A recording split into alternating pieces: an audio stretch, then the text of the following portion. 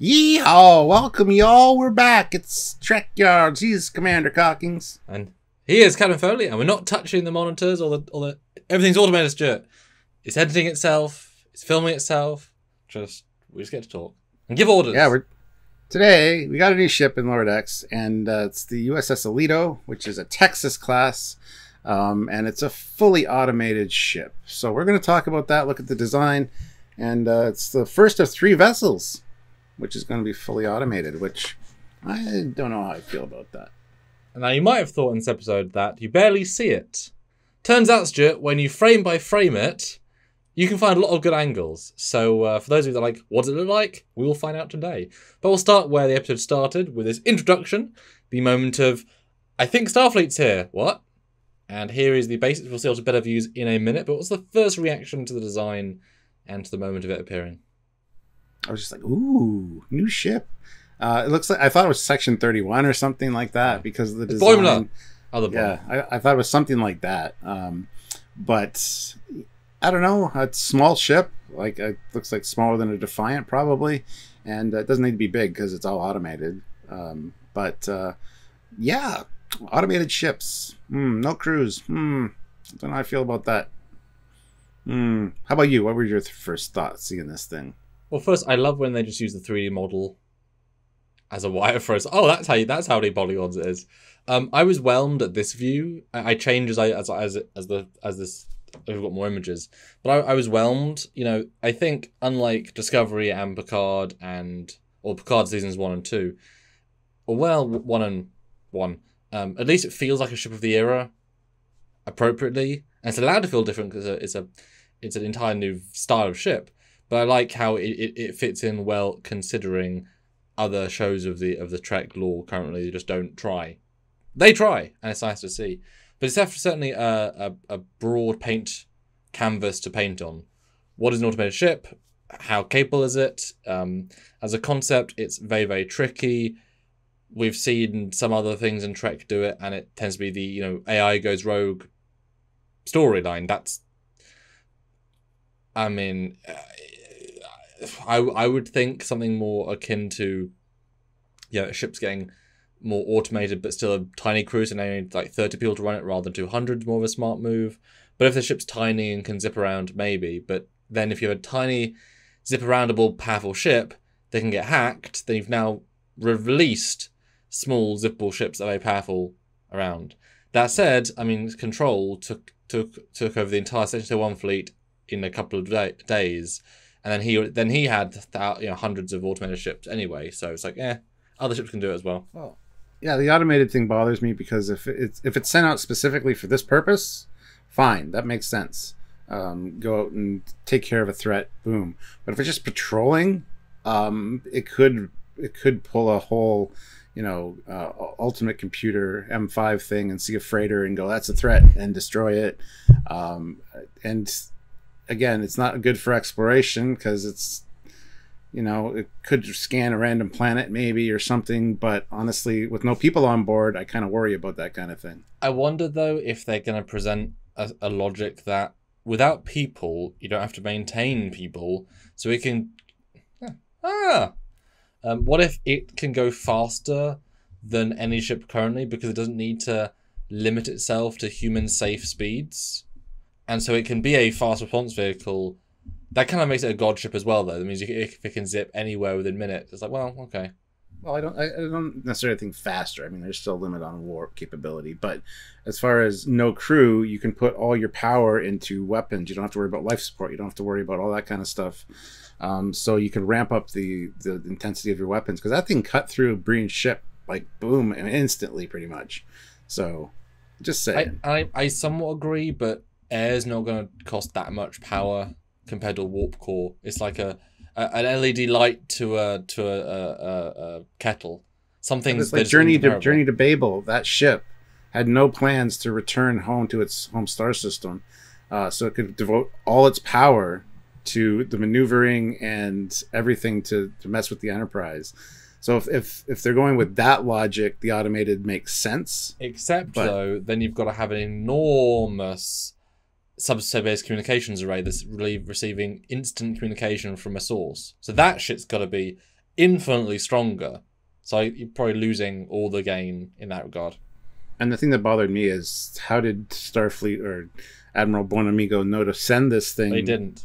Clearly. They didn't, exactly, because, you know, Project Swing By was a failure. Go check the other planet. How did they know that the Breen were going to be there? How did they know to send this thing? Was it just a random patrol that detected the firefight and warped in really quick? If so, you got these experimental ships. Well, not experimental anymore. They're declassified now. So they're sensing it coming in to save the day. But there's a lot that can happen in a battle and a lot of complexities. Like, you might not want to destroy a specific ship that's an enemy ship. So, yeah, the automated thing is kind of a little bit of a problem. But we'll see. We'll see. So the next picture shows a clean front, a top with a green bar, and a clean back. So you get a reasonably good sense of the ship. Mm-hmm. Love the green targeting thing on the ship there. That's pretty cool. Very small, very minimalistic as far as detail goes. Like, this thing is not big. You can just tell. And there's no windows for scale, because why would there be?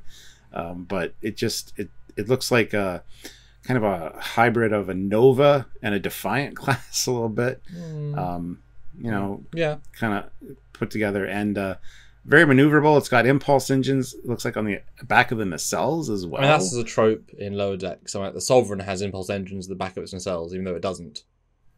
Okay. Well, they just had black. They just had red glowed engine nacelles, because why not? Yeah, don't do that. Don't do that, guys. But no, it's a small ship. Makes sense if it's maneuverable. It can do a lot more extreme maneuvers. Not worrying about the crew. That's the big or internal dampeners. Yeah. So I do like that aspect. It's more like a drone. Well, that's the one example we have is Enterprise. That drone was massively capable. It took out lots of top-end ships in the NX era. And that was it trying to remain a secret. And they're like, how can it maneuver like that? It would turn the crew to jelly. Well, there's no crew on board. That's how. Mm-hmm. Which we didn't see the extreme of in this episode, but it was certainly very, very capable. I kind of like going boxier nacelles. It makes it not feel ultra mega cutting edge. Because if you're already going cutting edge with the internals, I would probably go safer with the warp nacelles. Do you want to lose your prototype out in the middle of nowhere? Yeah, go for robust engines. With two alternate versions of warp grills. You've got an inner dual large and an exterior slit, which I thought was kind of cool but weird. Mm-hmm. They look like they might be more heavily armored too. Yeah, that I could. I could buy that, which would make a lot of sense as well. So, because I mean, these things, yes, they might be differently suited, but let's try and keep them around. Let's not just throw them away. So yeah, double, triple, because yeah, the whole might as well make everything, 3 layers of blade of hull armor. You got space now. Yeah. I'm guessing 3 deflectors / communications is all kind of pumped into one subsystem, because there's no bottom deflector. It's all just kind of the top. Yeah. Speaking of, like, you wouldn't even need to have any internal volume at all. It could be solid metal, which would make it quite robust. I mean, you sure have a few rooms where you could go beam people in. Maintenance. Make repairs. I mean, someone has to build it, and yeah. Yeah. But you don't have to have all that room available inside. So as far as armor goes, it could just be a solid brick, essentially. And not just that, but if you're saying, right, this is obviously not designed for long missions the way that a normal ship would be, you don't need like 7 reserve tanks of deuterium. You don't need a shuttle bay. You don't need these things that will give you massive raw space back. If you're saying it'll only be a maximum of 3-month mission profile with no crew supplies needed, no cargo bays, I mean, you're gaining so much space, / you're shrinking down the size radically because you don't need the extra stuff. So they've gone for small and capable. Speaking of, though, only one visible weapon, a pretty broad phaser strip, but nothing on the bottom, and there's no visible forward or aft torpedoes, which I'm sure they're meant to be. There just aren't any visible tubes. Well, that said, though, maybe no torpedoes at all, because torpedoes need to be restocked. So maybe dedicate the tube space for more power emitters, and I mean, maybe it's just a full-on phaser gunboat. I mean, would that make sense? No torpedoes? It would make sense, because I mean, photon torpedoes would need to be like loaded into cartridges, essentially locked into the thing, and would auto feed, but you couldn't refeed them because you couldn't have people refeeding the. Well, you probably design it, though, with just, like, all of it in, like, a bowling ball track, like everything kind of preloaded in the ship. Well, exactly. That's what I mean. Yeah. But then you'd only have a limited supply, and then you'd be done. And that would make sense. But, couldn't be restocked or reloaded. So unless there's replicators that replicate a photon and throw it in the thing. No, that's too far. To lose the raw power of a photon torpedo versus the space gain for other systems to make it a really powerful phaser gunboat, is that a good trade-off? Potentially. Because phasers are only so powerful. It's hard to say. Yeah, it's very hard to say. So the next view is for alternate angles, and I was saying to myself, oh, they've fired a phaser from a wrong point. But now, looking at the three views, they're clearly firing it from a protostar style phaser beam internal emitter. On the protostar, there's a slight lip around several layers of the hull, and that, while not red, there are emitters there. So I'm guessing that's the logic, and then it's got a very, very wide firing arc. I mean, the hull would stop it, so it's only got, but let's assume it can go past that. So they've got a really, really strong firing arc. So you've got, last gen phasers as the main top weapon, and then next gen phasers. What do you think? Would you agree? Are you with me on this? I would agree. Yeah, the red glow there definitely indicates something's going on, and which I didn't see in the original episode. That's just from me still. I didn't either. But that's a good shot of it firing. From not the phaser array. Yeah, it's got to be something. Could be a more, like you said, a more enhanced, powerful phaser.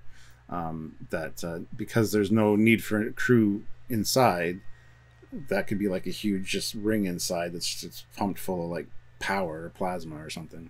Yeah. I mean, Protostar has damn good phasers and they were multi-fire. I mean, this is the first gen to include them. I mean, I want to see Prodigy and Nodex link more. And then if it is this, it definitely does feel like a phaser gunboat, because you can clearly see there's no photon launchers. I mean, there's nothing here at all, actually.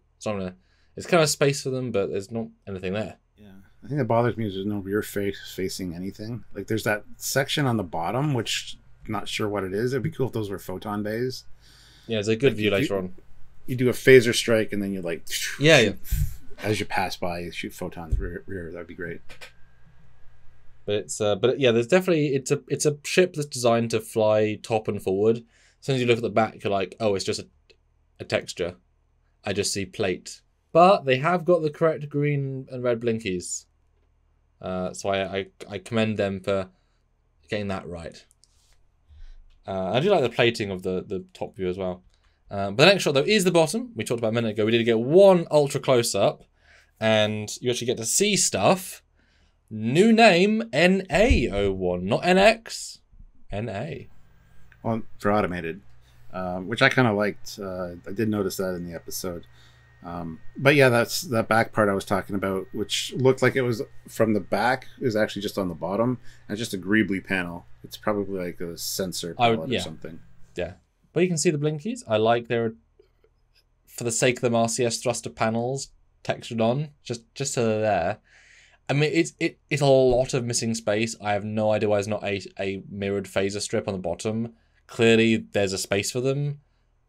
It's weird there's not, and they could have very much done with having a warp core ejection slot in the bottom to kind of get more detail there. Like, split out the one shape that's in 6, split in half, add a line of warp core ejection, MacGuffins in the middle.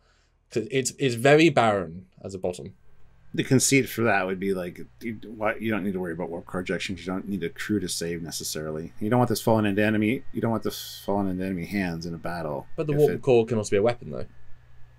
Yeah, but that's a stretch again. But I do appreciate the size of the blinkies here. They're not oversized. They're actually more accurate to what they should be. And we've talked about that before, the size of the bulbs. And this is a small ship, so those are quite small. You'd expect them to look bigger on this ship. You would, yes. So, but here there's clearly a recessed bit that feels like it should be torpedoes, but I do not think it is. Well, it should be, but... Mm-hmm. Mm-hmm. And also, yeah, the blatant textured panels, just a flat texture. It feels like they just attached a flat texture repeated. I mean, it feels cheap and cheerful. It is a cartoon. This is one of the shots where you can see the whatever. The next shot though is an incredibly interesting top view, which whole different. And I appreciate that. Again, I love doing the pre and then the proper look at with you. They've used because they've got so many ships now, they can actually pull assets from. All those red blinkies, well, not blinkies, they're just statics, but all those lights are the Enterprise E style specialist light housings. So they just nicked that off the E and put them right on here. But yeah, a lot more detail on this. again, you got the stepped, like, look like deflectors or a blue glow, and I don't know what they would be necessarily. But yeah, I mean, it's interesting not seeing a bridge on top of a ship. But I mean, if you're going for a ship like this, give it 3 shield grids linking to deflectors. I mean, tie it all back in, you know, really triple down. The next shot, though, is the final time we see it, where we get a really clear front view, which actually is very sharp, and a orthographic top and bottom. And you can read the registry there, the USS Alito and NA01. Simple design, but definitely works. It's one that you could scale up to put a crew on for sure, but I do like the small, compact nature of it. It would be great to get a size for this. Because it's not tiny, because the Trekyards is pretty damn big. Like, the Pearl is smaller than you think, the Trekyards is bigger than you think. This is actually still reasonably big. But I certainly am missing the escape pod hatches and a few of those extra details which really don't work in this context, but they could easily work in this context. But for the most part, yeah, it works as a design. The top and the bottom view feel so familiar. You know, very Equinox variant. It works. It's not breaking the mold. It's not breaking the bank. I have no idea how much we're going to see it, because the Titan was introduced and then not really used ever again in any meaningful way. So it could be a major plot point. Could not be. I like the design too. It's very small and compact. It's very dense, which is great too. There's no like spindly nacelles or anything like that. It's very like, you know, it's a fighter. Mm-hmm. Mm-hmm. Yeah, I mean, like a brawler, not like a fighter jet. You know what I mean? Yeah, well, it doesn't have to look sexy. It doesn't have to look sleek. It just has to fly really, really effectively. That's its only criterion, you know? Yeah. Yeah. So that's it. I'd like to know who designed this from Mike's team. But maybe we'll learn more about it when we talk to Mike and them at the end of the season. But yeah, what did you guys think of the Alito, the Texas class? We want to hear your thoughts. Comment down below, like the video, subscribe to the channel, and by all means, you know, join us for all of our edited and live videos. We like to do a lot of those, and we like making content for you guys, so please join us. Because no one else is going to talk about the ship like we will. So join in for other videos on other ships from this episode. Or go back if you liked an episode of Lower Decks and thought, hey, how do the boys review that ship? Go back and look. They're all done in some form or another. And if you want to support what we do directly to allow us to do more content on the daily, at least on the weekly, then Patreon or join the channel, both monthly ways. Same join button and Patreon is Trekyards, Patreon. There you go. Or PayPal, trekyards@hotmail.com, or buy merch that you can find in the description down below. So thanks in advance, and join us next time. So until then, he is Commander Cockings. He is Captain Foley. Later, y'all. Bye, guys.